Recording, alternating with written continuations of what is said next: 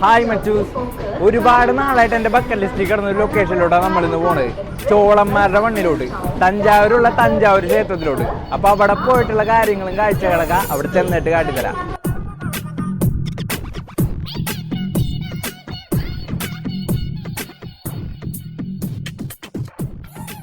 Ernakulam town railway സ്റ്റേഷനിൽ നിന്നായിരുന്നു ഞങ്ങൾ ട്രെയിൻ കയറിയത്. രാത്രി 9:30 ഞങ്ങളുടെ ട്രെയിൻ. ഈ യാത്രയിൽ എന്റെ കൂടെയുള്ളത് ഗൗതം മച്ചാനാണ് കേട്ടാ. എറണാകുളത്ത് നിന്ന് എല്ലാ ദിവസവും രാത്രി ഒരേ ഒരു ട്രെയിനുള്ളൂ തഞ്ചാവൂർക്ക് പോവാൻ, കരൈക്കൽ എക്സ്പ്രസ്. അതിനകത്തായിരുന്നു ഞങ്ങളുടെ തഞ്ചാവൂർ യാത്ര. ഈ യാത്രയിൽ എന്റെ ലിസ്റ്റിൽ എന്തായാലും കാണണമെന്ന് ഞാൻ ഉറപ്പിച്ചേക്കണത് 3 സ്ഥലങ്ങളാണ്: തഞ്ചാവൂർ ബൃഹദീശ്വര ക്ഷേത്രം, തഞ്ചാവൂർ പാലസ്, തഞ്ചാവൂർ വീട് മാനുഫാക്ചർ ചെയ്യുന്ന സ്ഥലം. ഇത് 3ഉം ഒറ്റ ദിവസം കൊണ്ട് കാണാൻ പറ്റുമെന്ന് എനിക്ക് അറിഞ്ഞൂടാ, പക്ഷെ എന്തായാലും കാണണമെന്ന് ഉറപ്പിച്ചാണ് ഞാൻ ഇറങ്ങിയേക്കണത്. അങ്ങനെ പിറ്റേ ദിവസം രാവിലെ ഒരു 9:30-9:45 കൂടി നമ്മൾ തഞ്ചാവൂരിന്റെ മണ്ണിലെത്തി. ഈ ഒരു സമയത്ത് തന്നെ ഇവിടെ നല്ല പെരിക്കൻ ചൂടായിരുന്നു. അപ്പൊ ഒരു ഉച്ചരാകുമ്പോഴേക്കും എന്തായിരിക്കും അവസ്ഥ എന്ന് ഞാൻ ആ ഒരു നിമിഷം അവിടെ നിന്ന് ചിന്തിച്ചു നോക്കി. അങ്ങനെ നമ്മൾ തഞ്ചാവൂരിന്റെ മണ്ണിലെത്തിയിട്ടുണ്ട്. ഇനി ഇവിടെ നിന്ന് നല്ലൊരു സ്റ്റേ എടുത്തിട്ട് അവിടെ പോയി ഫ്രഷ് ആയിട്ട് നമുക്ക് പോകേണ്ട സ്ഥലത്തോട്ടൊക്കെ പോകണം. ഇവിടെ വന്ന് ഇറങ്ങിയ സ്ഥിതിക്ക് ഇനി നമ്മൾ ഇവിടുത്തെ ആൾക്കാരാണ്. അപ്പൊ ബേഷായ എന്തെങ്കിലും സാപ്പിട്ടിട്ട് ബാക്കി കാട്ടിത്തരാം. റെയിൽവേ സ്റ്റേഷന്റെ പുറത്തോട്ട് ഇറങ്ങി കഴിഞ്ഞാൽ പിന്നെ നിറച്ചോട്ടായിരിക്കും. ഇവിടുന്ന് ബൃഹദീശ്വര ക്ഷേത്രം വരെ ഏകദേശം 1.5 കിലോമീറ്ററോളം ദൂരമുണ്ട്.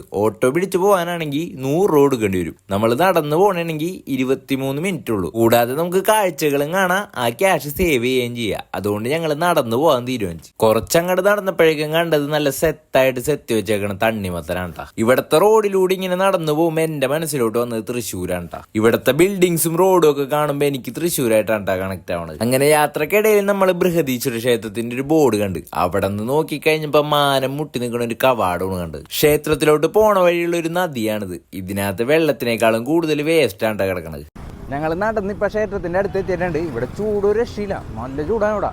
പിന്നെ നമ്മൾ ഈ നടക്കണ വഴിയൊക്കെ ഒരുപാട് ബോർഡുകളുണ്ട്, പക്ഷെ നമുക്കൊന്നും മനസ്സിലാവണില്ല, കാരണം ബോർഡുകളെല്ലാം കൂടുതലും തമിഴില്ല. അങ്ങനെ നമ്മൾ നടന്ന് ബൃഹദീശ്വര ക്ഷേത്രത്തിന്റെ തൊട്ട് ഫ്രണ്ടിലെത്തി. ഈ കാണുന്നത് ജസ്റ്റ് കവാടം മാത്രമാണ്. അറ്റത്ത് കാണുന്നതാണ് ക്ഷേത്രം. കവാടം ഇങ്ങനെയാണെങ്കിൽ ക്ഷേത്രം എന്തായിരിക്കും സീൻ? ക്ഷേത്രത്തിന്റെ ഫ്രണ്ടിൽ ചെന്നപ്പോഴാണ് സൈക്കിളുമ കുറെ ഓല കെട്ടിവെച്ച് 2 പേര് ഇരിക്കുന്നുണ്ട്. ഈ കുപ്പിയിൽ നിറച്ചു വെച്ചേക്കണ സാധനത്തിന് ഇവിടെ പറയണ പേരാണ് പതനീർ. നമ്മുടെ തെങ്ങീന്നൊക്കെ ചെത്തിയിറക്കണ കള്ള് പോലെ പനേന്ന് ചെത്തിയിറക്കണ ഒരു ഐറ്റം ഉണ്ട് ഇത്. പക്ഷെ ഇത് നോൺ ആൽക്കഹോളിക് ആണ്. കൂടാണ്ട് ഒരുപാട് ഹെൽത്ത് ബെനിഫിറ്റ്സ് ഉണ്ട് ഈ പതനീറിന്. സംഭവത്തിന് നല്ല മധുരവും ലൈറ്റ് പുളിയൊക്കെ ചേർന്ന ഒരു ടോണിക് പോലത്തെ ടേസ്റ്റ് ആണ്. പക്ഷെ ഈ ചൂടത്ത് ഇതൊരെണ്ണം അടിച്ചു കഴിഞ്ഞാൽ ജില്ലെന്നും പറഞ്ഞ് നടക്കാം. കാരണം ഇത് നമ്മുടെ ബോഡി ഹീറ്റ് റെഡ്യൂസ് ചെയ്യാൻ സഹായിക്കും. എന്റെ ലൈഫിൽ ആദ്യമായിട്ടാണ് ഞാൻ ഈ സാധനം കുടിച്ചു നോക്കണത്. എന്തായാലും സംഭവം എനിക്ക് ഇഷ്ടപ്പെട്ടു. നിങ്ങളും തഞ്ചാവൂര് തന്നെയാണെങ്കിൽ ഈ സാധനം ഒന്ന് ട്രൈ ചെയ്ത് നോക്കണോട്ടാ. ഇവിടത്തെ ചൂടിന് ഈ സാധനം ബെസ്റ്റ് ആണ്. സംഭവത്തിന് ആകെ 20 രൂപയേ ഉള്ളൂ. അവിടെ നിന്ന് കുറച്ചങ്ങട് നടന്നപ്പോഴേക്കും പിന്നെ വഴിയോരത്ത് കാണുന്നത് മൊത്തം ഇതായിരുന്നു. ഇതാണ് തഞ്ചാവൂർ സ്പെഷ്യൽ പാവ. ഇതിന്റെ പ്രത്യേകത എന്താണെന്ന് ചോദിച്ചു കഴിഞ്ഞാൽ പ്രത്യേകത ഒന്നുമില്ല. ഇതിങ്ങനെ ആടിക്കളിക്കും, അതാണ് ഇതിന്റെ പ്രത്യേകത. ഇതിങ്ങനെ തലയാട്ടിക്കൊണ്ടിരിക്കും. അങ്ങനത്തെ ഒരു ടൈപ്പ് പാവയാണിത്. തഞ്ചാവൂർത്തെ സ്പെഷ്യൽ ഐറ്റവുമാണിത്. സംഭവത്തിന് കാഴ്ചയിൽ വലിയ ക്വാളിറ്റി ഒന്നും ഇല്ലെങ്കിലും ഇവരിതിന് ഇവിടെ നല്ല വില പറയുന്നുണ്ട്. ഒരെണ്ണത്തിന് 300 രൂപയ്ക്ക് പറയുന്നത്. ഇവരിത് പുറത്തുനിന്ന് ഉണ്ടാക്കിച്ചു കൊണ്ടുവന്നിട്ട് ഇവിടെ നിന്ന് ഡിസൈൻ വർക്ക് ചെയ്ത് വിൽക്കും. അതാണ് ഇവരുടെ പരിപാടി. ഓരോ ഷോപ്പ് മാറിച്ച് ചോദിക്കുമ്പോഴും ഓരോ റേറ്റ് ആണ് പാവക്ക് പറയണത് ഇവര്. നമ്മൾ തൽക്കാലത്തേക്ക് ക്ഷേത്രത്തിൽ കയറാന്നുള്ള പ്ലാൻ മാറ്റി. കാരണം ക്ഷേത്രത്തിൽ ഇപ്പോൾ ഫ്രഷപ്പ് ആയിട്ട് വേണം കയറാൻ. അതുകൊണ്ട് ഇപ്പോൾ ഇവിടെ ഭയങ്കര ചൂടാണ്. ഇപ്പം പോയി റൂം സെറ്റ് ചെയ്ത് അവിടെ നിന്ന് മ്യൂസിയം ബാക്കി ഇവിടെയുള്ള സ്ഥലങ്ങളൊക്കെ കണ്ടിട്ട് വൈകുന്നേരം ആകുമ്പോഴേക്കും ക്ഷേത്രത്തിൽ കയറാന്നുള്ള പ്ലാനിലാണ് ഇപ്പൊ നിൽക്കുന്നത്. ബോർഡ് വായിക്കാൻ പറ്റാത്തതുകൊണ്ട് ഗൂഗിൾ ട്രാൻസ്ലേറ്റർ വെച്ച് വായിക്കുന്ന സീനാണ് നിങ്ങൾ ഈ കാണുന്നത്. ഇവിടെയും എന്നിട്ടാ സ്വതന്ത്രരായ പശുക്കളുടെ വിളയാട്ടം. ഏതൊരു ഹതഭാഗ്യന്റെ പഴവണ പശു ഇരുന്ന് തിന്നണത്. കാറ് തിരക്കില്ലാണ്ട് പാർക്ക് ചെയ്യാൻ വേണ്ടി ഉണ്ടാക്കി വെച്ചേക്കണതാണ് ഈ ടവർ. അതിന്റെ അറ്റത്തോട്ട് സൂക്ഷിച്ചു നോക്കിയാൽ കാണാം പാർക്ക് ചെയ്ത് വെച്ചേക്കണ കാറുകൾ. ഏകദേശം 1 മണിക്കൂറോളമാണ് ഞങ്ങൾ തഞ്ചാവൂർ സിറ്റി കൂടി തേരാപ്പാര നടന്നത്, പറ്റിയ ഒരു ബഡ്ജറ്റ് ഫ്രണ്ട്ലി റൂം കിട്ടാൻ വേണ്ടി. അവസാനം നമ്മൾ എത്തിയത് പാലസ് റെസിഡൻസിയുടെ മുമ്പിലാണ്. ബിഗ് ടെമ്പിളിന്റെ അടുത്തുള്ള അത്യാവശ്യം എല്ലാ ഹോട്ടൽസിലും ഞങ്ങൾ കയറി ഇറങ്ങി. പക്ഷെ അവിടെ ഒന്നും 1500 രൂപ കുറഞ്ഞ റൂമില്ല. ഞങ്ങൾക്ക് ഇന്ന് വൈകുന്നേരം തന്നെ തിരിച്ചു പോകേണ്ടതുകൊണ്ട് ഞങ്ങൾ കുറച്ചും കൂടി ബഡ്ജറ്റ് ഫ്രണ്ട്ലി ആയിട്ടുള്ള ഒരു സ്ഥലവും നോക്കിയിരുന്നത്. പക്ഷെ ഇവിടെ നിന്ന് വെച്ച് കഴിഞ്ഞാൽ അവിടെ പറഞ്ഞ റേറ്റിന്റെ പകുതിയിലും താഴെ എമൗണ്ടേ നമുക്ക് ഇവിടെ ആയുള്ളൂ. സംഭവം നോൺ എ സി ആണെങ്കിലും അറ്റാച്ച്ഡ് ബാത്റൂമും ഒരു ടി-വി ഒക്കെ ഉള്ള ഒരു നീറ്റ് റൂം. കുറച്ചും കൂടി തപ്പിയിരുന്നെങ്കിൽ ഇതിലും നല്ല റൂം ഇതിലും റേറ്റ് കുറവിന് നമുക്ക് വേണമെങ്കിൽ ഇവിടെ കിട്ടിയേനെ. പക്ഷെ അതിനുള്ള ടൈം നമ്മുടെ കയ്യിൽ ഉണ്ടായിരുന്നില്ല. അങ്ങനെ റൂമിൽ കയറി ഫ്രഷ് ആയിട്ട് ഇറങ്ങിയപ്പോഴേക്കും ഇപ്പോൾ ഉച്ചക്ക് ഒരു 12 മണി ആയിട്ടുണ്ട്. ഇനി രാവിലത്തെ ഉച്ചക്കലത്തെ ഫുഡ് രണ്ടും കൂടി ഒരുമിച്ച് ഒറ്റ ഫുഡാക്കിയിട്ട് കഴിക്കാൻ പോകണേ. ഇന്ന് നമ്മൾ ലഞ്ച് കഴിക്കാൻ പോണത് തഞ്ചാവൂരിൽ അത്യാവശ്യം ഫേമസ് ആയിട്ടുള്ള ഒരു ഹോട്ടലിലാണ്, ഹോട്ടൽ കോഫി പാലസിൽ. തഞ്ചാവൂർ ഉള്ളിലുള്ള ഒരു സ്ട്രീറ്റിൽ കൂടിയാണ് നമ്മൾ അങ്ങോട്ട് നടന്നുകൊണ്ടിരിക്കുന്നത്. ഈ സ്ഥലം കാണുമ്പോൾ എനിക്ക് മമ്മൂക്കട നൻപകൽ നേരത്ത് മയക്കം എന്ന സിനിമയിലെ ഫ്രെയിംസ് ആണ് ഓർമ്മ വന്നത്. ഈ വഴി മൊത്തം കാണുമ്പോൾ എനിക്ക് അതാണ് മനസ്സിൽ വന്നുകൊണ്ടിരിക്കുന്നത്. അരമണിക്കൂറോളം ഉള്ള നടത്തത്തിനൊടുവിൽ നമ്മൾ ഹോട്ടൽ കോഫി പാലസിന്റെ മുമ്പിലെത്തി. പുറത്തുനിന്ന് കാണാൻ ഒരു വീട് പോലെയാണ് ഇരിക്കണമെങ്കിലും ഇതിന്റെ അകത്തോട്ട് കയറി കഴിഞ്ഞപ്പോൾ ഇളയരാജയുടെ പാട്ടിലോട്ട് കയറിയ പോലെ ഉണ്ട് എനിക്ക് തോന്നിയത്.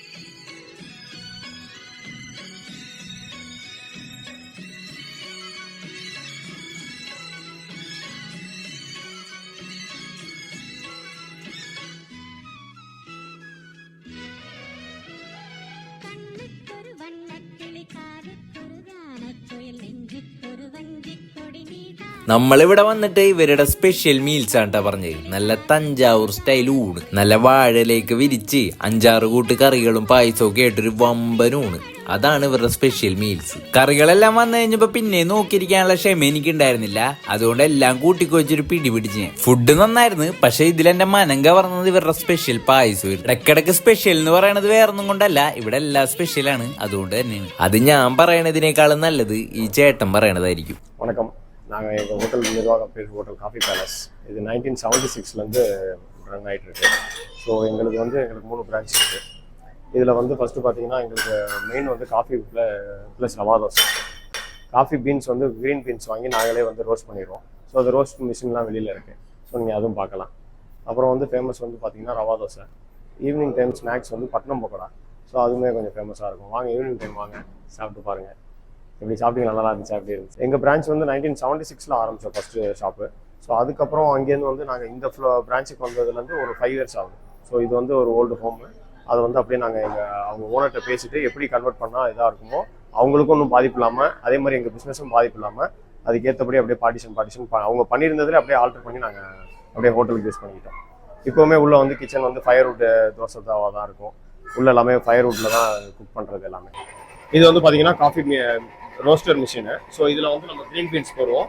இது ரோஸ்ட் ஆகிட்டு இருக்கும். இதில் இந்த ஸ்டவ் கனெக்ஷன் பண்ணி கேஸ் கனெக்ஷன் பண்ணி இது பர்ன் ஆகி ரோஸ்ட் ஆகிட்டே இருக்கும். ஸோ ஒன்ஸ் இது ரோஸ்ட் ஆகிட்டு இருக்கிறப்ப நம்ம அப்பப்போ செக் பண்ணிக்கிட்டே இருக்கணும். இதில் நம்ம எந்த லெவலில் இது ரோஸ்ட் ஆகிருக்குன்னு சொல்லிட்டு அது நம்ம ஃப்ராக்ஷன் ஆஃப் செகண்ட்ஸில் பார்க்கணும். ஸோ எடுத்துட்டு அதை இமிடியேட்டாக நம்ம ட்ரை பண்ணிடணும்.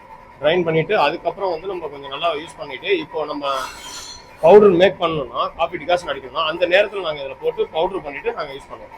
ஸோ அதனால தான் எங்களுக்கு நல்லா இருக்குது. அதெல்லாம் அதுதான் என்னோட ஃப்ரெஷ்ஷாக யூஸ் பண்ணுவோம். அன்னன்னைக்கு தேவையானது அன்னன்னைக்கு போட்டு எடுத்துக்கிட்டு அது மாதிரி பண்ணுறது. അങ്ങനെ തഞ്ചാവൂരിലെ ഹോട്ടൽ കോഫി പാലസിൽ ഇവിടുത്തെ ഫേമസ് ഒരു ഹോട്ടലാണത്. അവിടെ നിന്ന് നല്ലൊരു കിടിലൻ ഊണും കഴിച്ചിട്ട് ഞങ്ങളിപ്പോൾ തഞ്ചാവൂർ പാലസ് കാണാൻ വേണ്ടി പിന്നെ നടന്നുകൊണ്ടിരിക്കുകയാണ്. ഇവിടെ പെരിക്കം വെയിലാണ്, ഒരു രക്ഷയില്ല. മുട്ട റോട്ടി പൊട്ടിച്ചിട്ട് കഴിഞ്ഞാൽ അത് ബുൾസൈ കിട്ടും, അത്ര വെയിലാണ് ഇവിടെ. തഞ്ചാവൂർ പാലസിലൂടെ നടന്നു പോണ വഴിയാണ് നമ്മൾ ഈ സ്പോട്ട് കണ്ടെത്തിയത്. ഇതും നമ്മുടെ ഡെസ്റ്റിനേഷൻസിന്റെ ലിസ്റ്റിൽ ഉൾപ്പെട്ട ഒരു സ്ഥലം ഇതുകൊണ്ട് കേറാതെ പോകാൻ പറ്റൂലല്ലോ. ഇതാണ് തഞ്ചാവൂർ പാവ മാനുഫാക്ചർ ചെയ്യുന്ന സ്ഥലം. ഇതൊരു വീടാണ്. ഇതിന്റെ ഉള്ളിൽ തന്നെ ഇവര് പാവ മാനുഫാക്ചർ ചെയ്തിട്ട് കടകളിലോട്ട് എത്തിക്കണാണ്. ഇവിടെ പല വീടുകളിലും ഇതുപോലെ പാവ ഉണ്ടാക്കുന്നുണ്ട്, അത് കടകളിലോട്ട് എത്തിക്കണുണ്ട്. സ്പെഷ്യലായിട്ട് നല്ല രീതിയിൽ വർക്കൊക്കെ ചെയ്തു തന്നെ പാവകളാണെങ്കിൽ റേറ്റിനും അതുപോലെ തന്നെ വ്യത്യാസവും വരും. ഞാൻ ആദ്യമേ പറഞ്ഞ പോലെ തന്നെ ഇതിന് പ്രത്യേകിച്ച് ഭയങ്കരമായ ക്വാളിറ്റിയോ ഭയങ്കര പ്രത്യേകതകളോ ഒന്നുമില്ല. ഇത് ചെറുതായിട്ടൊന്ന് തലാട്ടും എന്ന് മാത്രമുള്ളൂ ഇതിന്റെ പ്രത്യേകത. പക്ഷെ ഇതിന്റെ തലാട്ടൽ കാണാനൊരു പ്രത്യേക ഭംഗിയാണ്.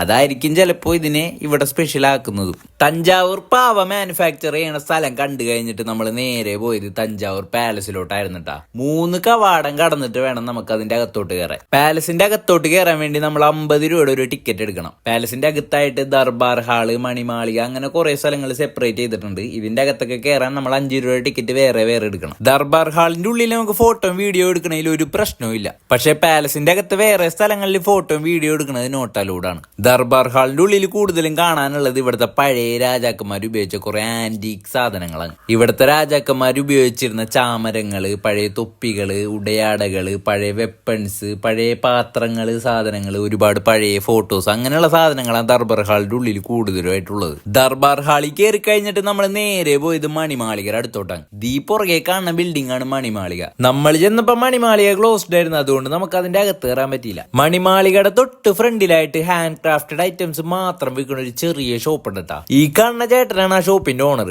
പുള്ളിക്കാരന്റെ അടുത്ത് നിന്ന് ഞാൻ രണ്ട് ചോദ്യങ്ങൾ ചോദിച്ചുള്ളൂ. അണ്ണ, ഈ അമ്പിനും വില്ലിന് എത്ര രൂപയാണ്? ഇതെങ്ങനെയാണ്, സ്ട്രോങ് ആണ്? അത് കേൾക്കേണ്ട താമസം പുള്ളിക്കാരൻ ഇറങ്ങി വന്ന് അമ്പയി തുടങ്ങി. പുള്ളിക്കാരൻ അമ്പ് വിട്ട് കാട്ടി തന്നു കഴിഞ്ഞപ്പോ എനിക്ക് കോൺഫിഡൻസ് ആയി. പിന്നെ ഞാനും അമ്പ് നേരിട്ടായി മൽപ്പിടുത്തം. അവിടെ അമ്പും വില്ലും പേടിച്ച് നമ്മൾ നേരെ പാലസിന്റെ പുറത്തോട്ടിറങ്ങി. തഞ്ചാവൂർ പാലസിന്റെ അകത്ത് കയറിയിട്ട് ഇപ്പൊ പുറത്തോട്ടിറങ്ങിയാൽ നമുക്ക് തഞ്ചാവൂർ പാലസ് ഫുള്ള് കവർ ചെയ്യാൻ പറ്റിയില്ല. പുറത്തിറങ്ങുമ്പോ തന്നെ തഞ്ചാവൂർ മറ്റേ പാവട ഒരു വലിയൊരെണ്ണം ഇവിടെ ഉണ്ടാക്കി വെച്ചിട്ടുണ്ട്.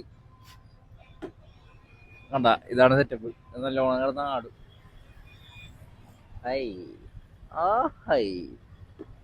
ഇവിടെ നിന്ന് ഇറങ്ങി നമ്മൾ നേരെ പോയി ഒരു ഓട്ടോ പിടിച്ച് അവിടെ നേരെ റൂമിൽ പോയി ഡ്രസ്സ് മാറിയിട്ട് ബിഗ് ടെമ്പിളിലോട്ട് വിട്ട്.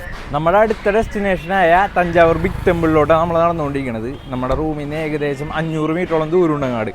ഇപ്പൊ ടൈം ഒരു 3:30 ആയിട്ടുണ്ട്. 4 മണിക്ക് അവിടെ ഓപ്പൺ ചെയ്യണത്. അങ്ങനെ നടന്ന് കറക്റ്റ് 4 മണി ആയപ്പോഴേക്കും നമ്മൾ ബിഗ് ടെമ്പിളിന്റെ ഫ്രണ്ടിലെത്തി. ഇതാണ് തഞ്ചാവൂർ ബിഗ് ടെമ്പിൾ അഥവാ ബൃഹദീശ്വര ക്ഷേത്രം. ശ്രീരാജരാജേശ്വരം ക്ഷേത്രം എന്നൊരു പേരും കൂടി ഈ ക്ഷേത്രത്തിനുണ്ട്. ക്ഷേത്രത്തിന്റെ അകത്ത് ക്യാമറ, ട്രൈപോഡ്, ചെരുപ്പ് മുതലായ സാധനങ്ങൾ കയറ്റാൻ അനുവാദമില്ല. അതുകൊണ്ട് ഈ പറഞ്ഞ സാധനങ്ങളൊക്കെ ക്ലോക്ക് റൂമിൽ കൊണ്ടുപോയി വെക്കാൻ അവിടുത്തെ സെക്യൂരിറ്റി പറഞ്ഞു. അത് കേട്ട് ക്ലോക്ക് റൂമിൽ ചെന്നപ്പോഴായിരുന്നു ട്വിസ്റ്റ്. ഒരു സഞ്ചിയിൽ നമ്പർ എഴുതിയിട്ട് നമ്മുടെ കയ്യിലോട്ട് വരും. ഇതിനകത്ത് നമ്മുടെ വിലപിടിപ്പുള്ള സാധനങ്ങളൊക്കെ ഇട്ടിട്ട് നമ്മൾ ഒരു ആണിമ്പം തൂക്കിയിടണം. ഇതിന് ഇവർ 20 രൂപ ഫീയും മേടിക്കും. കാശ് മേടിച്ചതിന് അവരൊരു ടോക്കൺ തരും. അതായിട്ട് വന്നിട്ട് നമ്മുടെ സഞ്ചി നമ്മൾ തന്നെ തപ്പിയെടുക്കണം. പുറത്തുനിന്ന് വരണ ഒരാൾക്ക് സിമ്പിൾ ആയിട്ട് വന്ന് കയറി അത് എടുത്തുകൊണ്ട് പോകാനേ ഉള്ളൂ. നിങ്ങൾ ഇവിടെ വന്നെയാണെങ്കിൽ ഒരു കാരണം വെച്ചാലും ക്ലോക്ക് റൂമിൽ നിങ്ങളുടെ വിലപിടിപ്പുള്ള സാധനങ്ങൾ ഒന്നും കൊണ്ട് വെക്കരുത്. തിരിച്ചു വരുമ്പോ അത് അവിടെ ഉണ്ടാവുന്ന ഒരു ഉറപ്പില്ല കേട്ടാ. അങ്ങനെ ക്ലോക്ക് റൂമിൽ കൊണ്ടുപോയി ഞങ്ങളുടെ ചെരുപ്പ് അവിടെ വെച്ചിട്ട് ബാക്കിയുള്ള സാധനങ്ങളൊക്കെ ആയിട്ട് ഞങ്ങൾ ക്ഷേത്രത്തിന്റെ കോമ്പൗണ്ടിന്റെ ഉള്ളിലോട്ട് കയറി. 2 കവാടം കടന്നിട്ട് വേണം നമുക്ക് അകത്തോട്ട് കയറാൻ. ക്ഷേത്രത്തിന്റെ അകത്ത് മാത്രം ഫോട്ടോ വീഡിയോ ഒക്കെ എടുക്കണതിൽ പ്രശ്നമുള്ളൂ. കോമ്പൗണ്ടിന്റെ അകത്ത് നമുക്ക് ഫോട്ടോ വീഡിയോ ഒക്കെ എടുക്കണതിൽ ഒരു പ്രശ്നവും ഇല്ല. ക്ഷേത്രത്തിന്റെ അകത്തോട്ട് കയറാൻ ഒരു വമ്പൻ ക്യൂ തന്നെ ഉണ്ടായിരുന്നു. പിന്നെ ഇവിടം വരെ വന്നിട്ട് അകത്ത് കയറാതെ പോണത് മോശമല്ലേ, അതുകൊണ്ട് ഞങ്ങൾ കയറി ക്യൂവിൽ നിന്നു. ചോഴ രാജവംശത്തിലെ സെലിബ്രിറ്റി ആയിട്ടുള്ള രാജരാജ ചോഴനാണ് ഈ ക്ഷേത്രം പണിയിപ്പിച്ചത്.